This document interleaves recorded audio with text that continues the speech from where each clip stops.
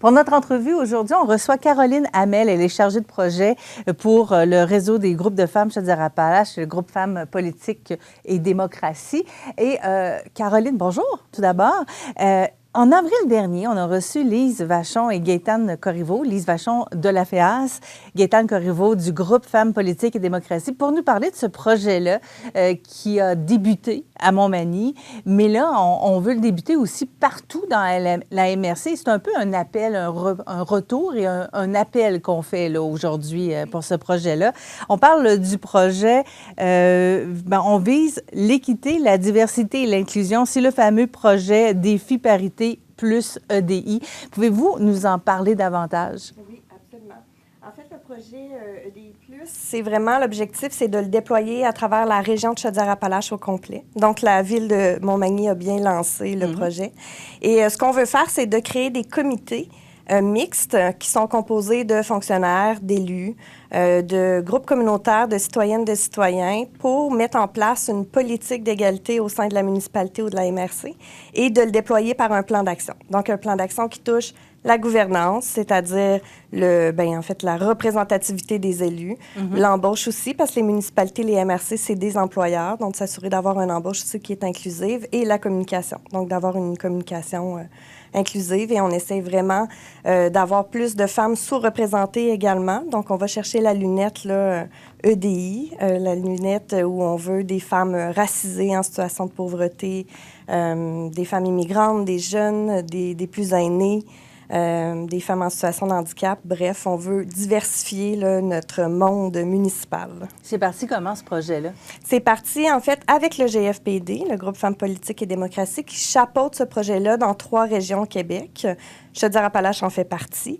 Et nous, le réseau des groupes de femmes Chaudière-Appalaches, on est en fait responsable de déployer ce projet-là à l'entièreté de la région, excepté la ville de Montmagny, comme vous disiez. Alors, le but là, de tout ça, ce n'est pas de mettre la femme à 100% partout, c'est vraiment de prendre sa place. Oui, absolument. C'est en fait que la municipalité représente aussi sa population. 50% de la population, ce sont des femmes. On veut qu'elles soient aussi sur les tables de décision. Et on parle de femmes, on parle aussi de femmes sous-représentées. Donc, c'est un défi supplémentaire, d'où le nom du projet, en effet. Parce qu'on a vu que les femmes s'impliquent de plus en plus, du moins du côté de la politique provinciale. Oui. Mais peut-être pas de tous les groupes de femmes, là, encore. Là. Non, exactement. Puis souvent, c'est dans les grandes villes aussi. Au niveau municipal, le défi, c'est qu'en Chaudière-Appalaches, sur 136 municipalités, il y a près de la moitié, c'est pas plus, qu'il y a moins de 5 000 habitants. Donc, déjà, c'est extrêmement difficile d'aller chercher des élus. Ça, c'est une première difficulté. Mais sinon, en fait, la plus grande difficulté du milieu municipal aussi, c'est souvent les mêmes. C'est souvent les mêmes personnes. C'est difficile de vouloir se présenter de un. Fait qu'en plus d'aller chercher des femmes qui sont sous-représentées, qui ne sont pas visibles non plus nécessairement, c'est un défi supplémentaire, là, clairement. De plus en plus, quand même, dans la région, avec l'immigration, justement, avec les problèmes au niveau de l'emploi, il y a beaucoup de gens de l'extérieur qui viennent, donc ça permet une certaine représentativité de ces femmes-là. En tout cas, il y a un plus grand potentiel, si on peut dire. Oui, exactement. Puis je pense que c'est aussi une clé pour les municipalités puis les MRC d'aller chercher peut-être des nouveaux travailleurs en s'affichant comme étant inclusifs puis en développant une politique puis un plan d'action vraiment pour arriver à cette inclusion-là. Puis oui, il y a une réalité en Chaudière-Appalaches où on est la région qui reçoit le plus haut taux d'immigrants par rapport à sa population. Il faut quand même le dire, là, oui, depuis 2 années, si je ne me trompe pas, on est la région avec son taux de population qui reçoit le plus haut taux d'immigration. Mais en dehors de ça aussi, il y a beaucoup de femmes en situation de handicap. Et tu sais, là, on parle de comités de politique, mais c'est aussi de s'assurer d'avoir des comités citoyens, citoyennes qui sont représentatifs aussi de la population. Donc, si on développe un projet de parc aquatique, on s'assure aussi d'avoir une lunette qui nous permet de faire est-ce que c'est inclusif pour les personnes en situation de handicap? Est-ce qu'une maman monoparentale avec sa poussette a une facilité d'accessibilité? Fait que c'est toutes ces questions-là qu'on veut, en fait, traiter à travers ce projet-là aussi. Et de quelle façon est-ce qu'on peut appliquer ce genre de choses-là? Formation de comité, déjà, où les gens autour de la table sont diversifiés. Ça permet d'avoir des idées différentes puis de s'assurer que le projet fonctionne et est adapté. Je dirais que ça, c'est la clé.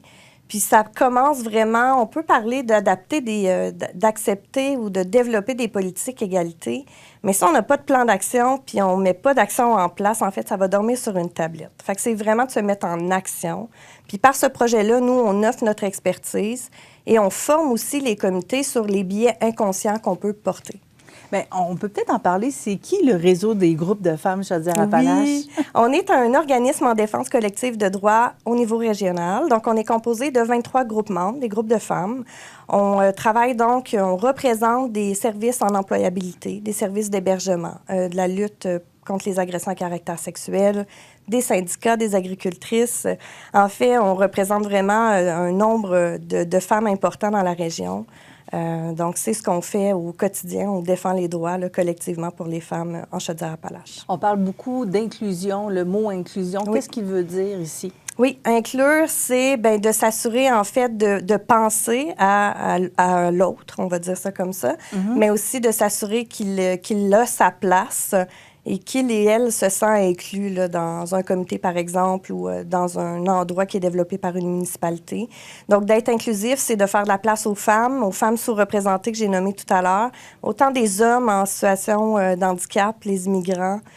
Donc, c'est vraiment très large, là, mais c'est d'être sensible à ces réalités-là différentes, puis à ne pas les invisibiliser, surtout. Donc, vous êtes un réseau de femmes, mais est-ce que, justement, les YEL et tous ces gens qui rentrent dans l'inclusion, vous chapeautez aussi leur implication? On n'a pas de groupe membre à l'heure actuelle là, au niveau de la diversité des genres. On est vraiment un groupe de femmes, un regroupement régional pour la défense des droits des femmes. C'est une question qui est un peu plus complexe, là, je vous dirais, là, mais à notre niveau, à l'heure actuelle, en Chaudière-Appalaches, c'est pas notre mission, non. OK. Donc, on sait que Montmagny a décidé d'embarquer dans le projet déjà, mais là, ça prend les autres municipalités, ça prend d'autres gens ailleurs parce que Montmagny va le faire pour Montmagny, il ne va pas le faire pour la MRC au complet. Exactement, oui. En fait, Montmagny a débuté, donc il y a des élus qui ont levé la main. On a besoin d'hommes et de femmes autour de ces tables-là. Donc, ils ont commencé, ils sont à faire leur première rencontre, si je me souviens bien. On est en train de développer certaines petites portes d'entrée dans d'autres municipalités, d'autres MRC. On travaille déjà au RGFCA avec les MRC. Donc, on connaît les directeurs généraux. C'est facilitant, mais il y a quand même de grands défis. Il faut du temps, il faut vouloir s'investir. Et dans ces comités-là, on a besoin de fonctionnaires déjà. Oui. Donc, comment laisser du temps à ses employés aussi pour participer à ce genre de démarche-là, qui est soi-disant quand même très importante. Donc, oui, ça débute lentement. Le projet est lancé il y a 10 jours seulement. Mais on a déjà quelques élus qui sont intéressés. Quelques membres aussi du personnel de certaines municipalités. Donc, c'est encourageant, mais il y a beaucoup de travail à faire, en effet, beaucoup de portes là, à ouvrir. Est-ce qu'une fois qu'on décide de s'impliquer et de faire le projet, il y en a pour des mois là, de travail probablement aussi? Ça dépend du comité puis du temps qui est accordé. Je dirais que nous, on est là pour faciliter beaucoup le travail. Donc, tout ce qui est un peu plus complexe, on va le traiter. On est là pour partager notre expertise, pour former aussi également. C'est un projet qui peut se dérouler sur plusieurs mois. Certaines municipalités dans d'autres régions l'ont fait plus rapidement, certains sur 2 ans. Ça dépend vraiment du temps des personnes autour de la table puis de la volonté aussi des municipalités et des MRC. Là, oui. Vous espérez qu'il en ressorte quoi de tout ça?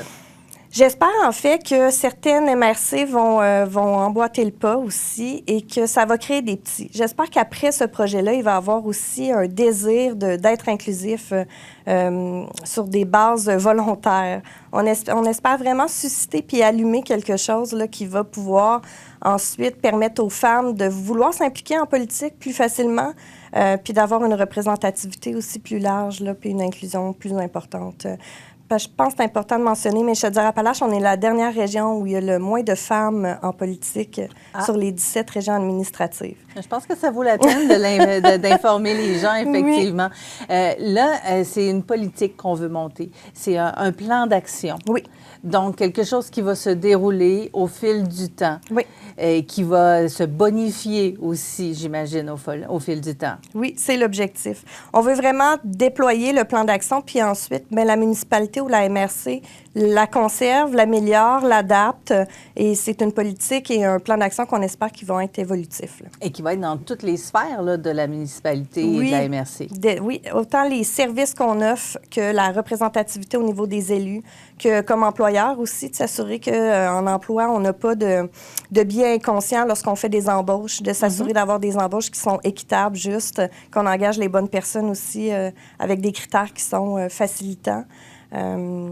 De s'assurer de voir plus de gens en situation de handicap aussi parce qu'ils sont là. Des fois, c'est des handicaps invisibles, là, mais d'avoir vraiment cette petite attention-là en tant qu'employeur aussi. Fait que c'est vraiment dans toutes les sphères, en effet. Il y a quelques années, on parlait beaucoup de parité. Oui. On est rendu à une autre étape, là.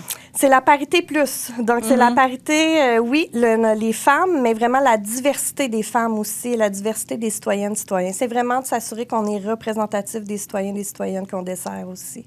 Ouais. Sans avoir tous ces gens-là directement dans la sphère politique, c'est-à-dire être directement conseiller municipal ou quelque chose, ils peuvent quand même s'impliquer justement dans les différents comités. C'est un peu ce que vous voulez aller chercher. Là. Il y a des comités citoyens, citoyennes qui existent. Mais est-ce que les comités sont représentatifs d'ailleurs de leurs citoyens, citoyennes? C'est une question à se poser. Je pose la question, je ne peux pas répondre pour les 136 municipalités. Ça fait beaucoup. Mais oui, je pense que c'est une implication citoyenne qui va plus loin que seulement se présenter en politique. Là. Oui, il y a les élus, les mairesses, les maires, les conseillères, les conseillers, mais il y a aussi les citoyennes, citoyens qui participent et qui sont impliqués là, auprès des municipalités, par exemple. Vous l'avez dit, c'est souvent les mêmes qui s'impliquent d'un comité à l'autre. Comment intéresser la nouvelle génération peut-être à s'impliquer davantage? Je pense d'en parler aussi, de briser certains tabous. C'est arrivé à certains moments que les conseils municipaux soient entièrement composés d'hommes d'un certain âge. Parfois, ça peut être impressionnant. On peut avoir l'impression qu'on n'a pas sa place. Je pense qu'il y a quand même un regain et un intérêt chez les jeunes au niveau de la politique. Donc, j'ai confiance. Mais je pense que c'est d'en parler. Puis justement, en ayant des politiques qui sont inclusives, bien, ça va favoriser la place de jeunes, de plus aînés. En fait, quand on parle d'inclusivité, c'est aussi ça, là, faire de la place aux jeunes en politique. Et quand on parle de mettre la femme de l'avant, on entend souvent le mot féministe qui sort comme un coup de couteau, bien des fois, alors que ça ne devrait pas être négatif. Absolument. En fait, on est un regroupement féministe. Féministe, c'est vouloir les mêmes droits pour les hommes et les femmes, avoir une égalité de chance. C'est un mot, en fait, oui, qui fait peur bien souvent, mais je pense qu'il est encore à propos, puis c'est important de le mettre de l'avant. Là. Donc, oui, c'est un projet qui est féministe, en effet. C'est quoi votre rêve pour ce projet-là? D'avoir, en fait, au moins l'ensemble des MRC, la Ville de Lévis, qui ait une politique, un plan d'action. Pour moi, après, ça peut faire des petits pour les municipalités qui le composent. Là. Mon rêve, ça serait vraiment d'avoir... que ça fasse une vague, en fait. Que ça fasse une vague, puis que dans les années, dans les futures années, je puisse voir un changement peut-être même au niveau des politiques et peut-être des élus. Oui, pourquoi pas. Exactement. Oui. On sait que le projet est lancé depuis quelque temps. Vous avez déjà des rencontres, vous l'avez dit, il y a eu des approches. Oui. Ceux et celles là, qui vous voient ce matin, qui entendent l'entrevue et qui réagissent, qui disent « Qu'est-ce que je peux faire, moi, justement? De quelle façon est-ce qu'on peut vous contacter et qu'on peut s'informer sur tout ça? » Bien, c'est sûr qu'on peut aller sur le site du RGFCA, déjà, le Réseau des groupes de femmes Chaudière-Appalaches. Il va y avoir aussi un dépliant qui va circuler là, sur le défi parité avec nos coordonnées. Mais vraiment de rentrer en contact avec nous. Puis moi, après, mais ça va être à moi de voir de quelle façon, justement, on peut les inclure puis de quelle façon on peut travailler avec eux. Donc, vraiment, les groupes de femmes, les organismes communautaires, les citoyennes, les élus, les fonctionnaires, c'est des gens avec qui on a envie de travailler. Bon, vous parlez des citoyens, mais monsieur, madame, tout le monde, peut-il aller cogner à votre porte et dire « Moi, je veux faire quelque chose pour ma municipalité? » Si elle est impliquée puis elle a déjà une connaissance de la municipalité puis du milieu municipal, oui, pourquoi pas. On a besoin aussi de ces citoyens-là autour de la table. Donc, l'objectif, c'est vraiment d'avoir fonctionnaires, élus, organismes communautaires, citoyennes, citoyens. Donc, oui, on est ouverte, là, mais pour l'instant, on commence vraiment par cogner aux portes des municipalités, des MRC et des élus. C'est là où c'est plus facile de rentrer, mais oui, par la suite, c'est sûr que d'avoir des citoyennes, des citoyens autour de la table, sont les bienvenus. Là. Madame Hamel, il va falloir venir nous reparler pour nous dire où ça en est dans quelques mois, justement, s'il y a du développement. Oui, ça va me faire plaisir. C'est un projet fort intéressant. Merci beaucoup. Merci beaucoup de m'avoir reçu. Alors, on recevait Caroline Hamel. Elle est agent de projet pour le groupe Femmes politiques démocratie et surtout pour le réseau des groupes de femmes Chaudière-Appalaches. Il était question du fameux défi Parité plus EDI.